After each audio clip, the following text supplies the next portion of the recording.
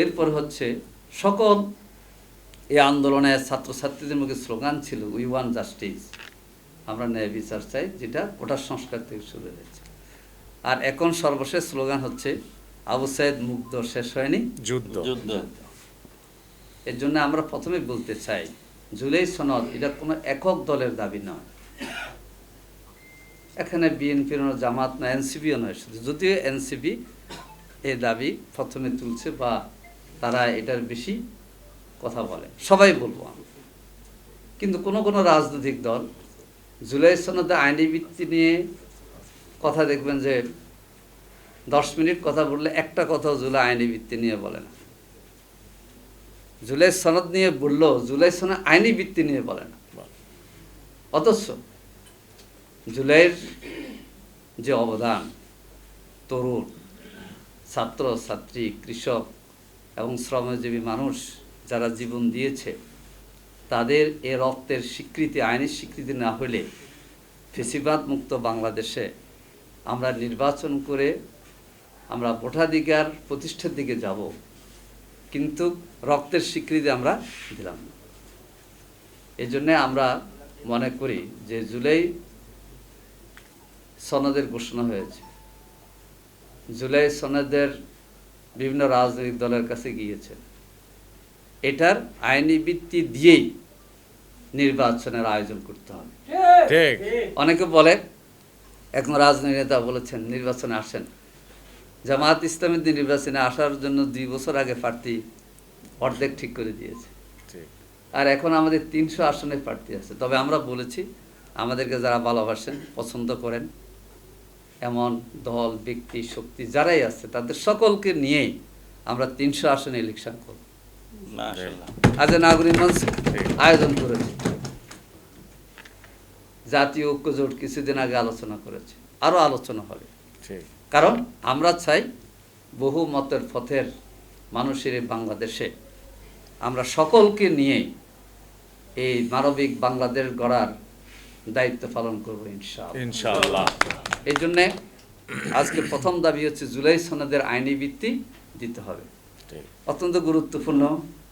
ভাই বলেছেন যে আইনি আফসারিফের আগে আরো 2 জন আগে, আফসারিফে তো কড়া কথাই বলে, সেটা হচ্ছে আইনি ভিত্তি। আপনারা খেয়াল করেন, এই যে কেয়ারটেকার নিয়ে 1991 সাল কেয়ারটেকারের সরকারের অধীনে বিএনপি ক্ষমতা এসেছিল। আসার পরে যখন দাবি উঠল যে কেয়ারটেকারকে মাধ্যমের সামনে নির্বাচন করতে হবে, তখন কথা আসলো যে কেয়ারটেকার তো শিশু বোঝায় না কিছু বোঝায়, আসছে না কথা। কিন্তু 173 দিন হরতাল করার পরে এটা সংবিধানে যুক্ত হয়ে গেছে, মনে আছে আপনাদের?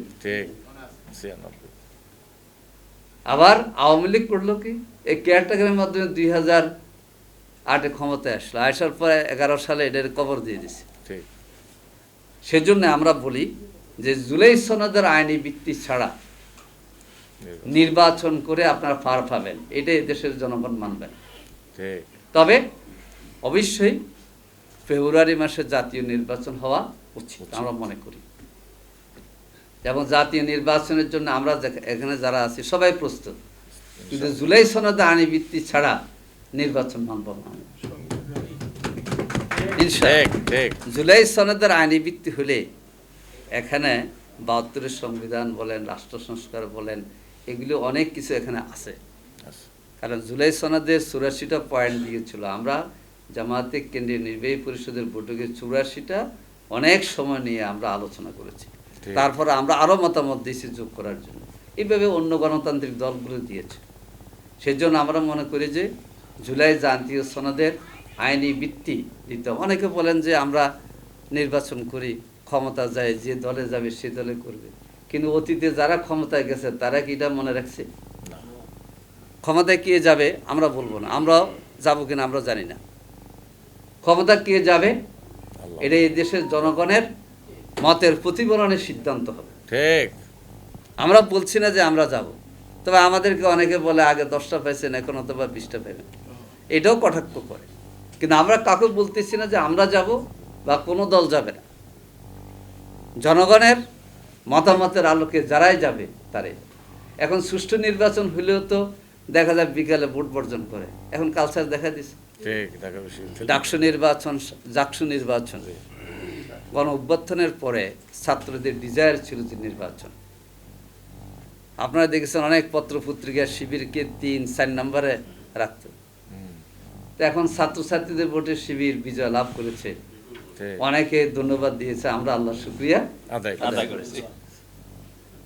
আল্লাহর শুকরিয়া আদায় করেছে। এবং আপনারা দেখেছেন যে ছাত্রীরা ভোট দিয়ে জীবনে প্রথম ভোট দিলাম চিহ্ন পর্যন্ত দেখেছে। হ্যাঁ, এত উৎসাহ।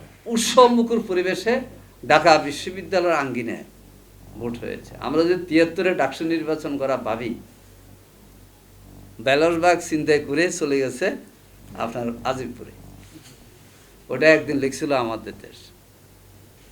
তো এখন সেই ডাকসু নির্বাচন তো হয় নাই, দল মত নির্বিশেষে এবং ধর্ম নির্বিশেষে সকল ছাত্র ছাত্রীরা 2টা বিশ্ববিদ্যালয় ভোট দিয়েছে। তবে ভোটের নির্বাচনের জন্য যত ফেনা তুলতেছি, ভোটার রায় মানার ক্ষেত্রে যদি পিছনে থাকি তাহলেও কিন্তু হবে না। কে নির্বাচিত হবে, কে সরকার গঠন করবে, জনগণের ভোটের মতামতে সেটা হবে ইনশাআল্লাহ। আমরা সে রায় মেনে আগামী দিনে বাংলাদেশ গঠনের ক্ষেত্রে এগিয়ে যাব। জুলাই সনদের আইনি ভিত্তির ক্ষেত্রে আশা করি আমরা সবাই এখানে ঐক্যবদ্ধভাবে ভূমিকা পালন করব, কি বলেন? জি। তাহলে শহীদ আবু সাইদের রক্ত, শহীদ মুগ্ধ রক্ত এবং শহীদ নাফিসের রক্ত, এগুলি সার্থকতায় আসবে। আমরা শহীদদের পরিবারের জন্য সকল দলেই আমরা ভূমিকা রেখেছি। আমরা শুধু নিজেরা ভূমিকা না রেখে কথা বলছি, প্রত্যেক শহীদ পরিবারকে জামাত ইসলামের পক্ষ থেকে আমরা প্রথম 2 মাসের মধ্যে 2 লক্ষ টাকা করে দিয়েছি। এটা প্রাথমিক সম্মান দিয়েছি আমরা। এবং 10টা শহীদ পরিবার, এই শহীদরা শহীদ হওয়ার 3 থেকে 7 মাসের মধ্যে তাদের পুত্র কন্যা সন্তান জন্ম লাভ করেছে। 10টা পরিবারের দায়িত্ব গ্রহণ করেছেন ডাক্তার শফিকুর রহমান আমিরে জামাত। এটা বললাম এই জন্যে যে অভ্যুত্থানে যারা জীবন দিয়েছে, যারা শহীদ হয়েছে এবং যারা আহত আছে, তাদের জন্য আমরা করছি। এটা আমাদের সামান্য করা আমি বলব, কিন্তু প্রত্যাশাও নেই। এবং আশা করি জামাত ইসলামী সামনে কত আসন পাবে না হবে সেটা আমাদের বিবেচ্য বিষয় নয়, কিন্তু এটা আমাদের অব্যাহত থাকবে ইনশাআল্লাহ। জুলাই শহীদদেরকে সম্মান দেব, জুলাই আহতদেরকে আমরা সম্মান দিয়ে এগিয়ে যাব। সম্মানিত ভাইসব, এরপরে আছে পিয়ার সংক্রান্ত সুন্দর কথা এসেছে।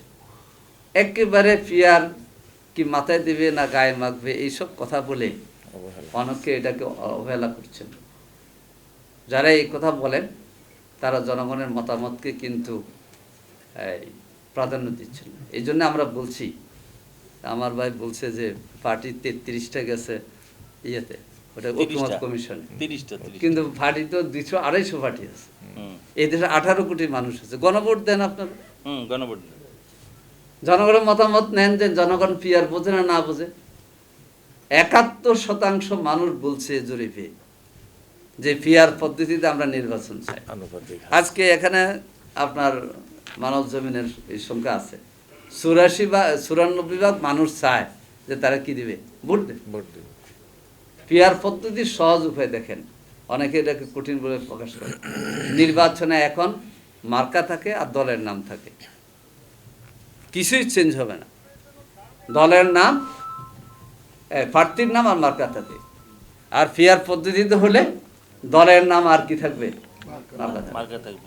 এটা কি জনগণে বুঝবে না? টেকনাফের তেঁতুলিয়া পর্যন্ত শিক্ষিত অশিক্ষিত সবাই বুঝবে কিনা? দলের নাম আর মার্কা। আপনি কোন দলের, আর কোন দলের নাম না জানলেও তো অনেকে মার্কা ছিল, মার্কা সবাই ছিল। তাহলে আর পিয়ারের বিরুদ্ধে বলবেন কেন?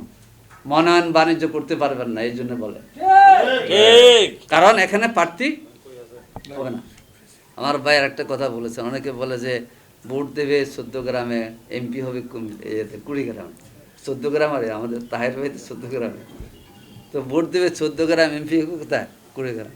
উনি ভালো পয়েন্ট বলেছেন। তাহের বেদি 14 গ্রামের জনগণের কাছে ভোট চায় ফিয়ারে, তাহলে জামাত ইসলামী যে প্রার্থী তালিকা 14 গ্রাম আসন কি ডাক্তার তাহের সাহেবকে না দিয়ে অন্য একজনকে দেবে? তো তাহলে আপনারা এই কথা বলে জনগণ ভুল বুঝাইতেছেন কেন? কেন ভুল বুঝাইতেছেন? তাহলে মনোনয়ন বাণিজ্য থাকবে না। আপনারা দেখেন মনোনয়ন বাণিজ্যে যারা প্রার্থী তারা ঠকে। এমনিতে কোনো এক দলের 100-র উপরে এই 5ই আগস্টের পর থেকে তাদের কর্মী নেতারা নিহত হয়েছে না?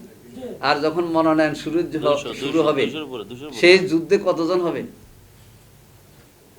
এটা তো পার্টির একটা বিষয় যে স্বচ্ছ, বুদ্ধিমান, যোগ্য, দেশ গড়ার ক্ষেত্রে ভূমিকা রাখবে এমন প্রার্থীদেরকে তো এমন নমিনি ঠিক করবে কে? পার্টি প্রধান। এটা হলো ফিয়ারে সবচেয়ে গুরুত্বপূর্ণ বিষয়। আর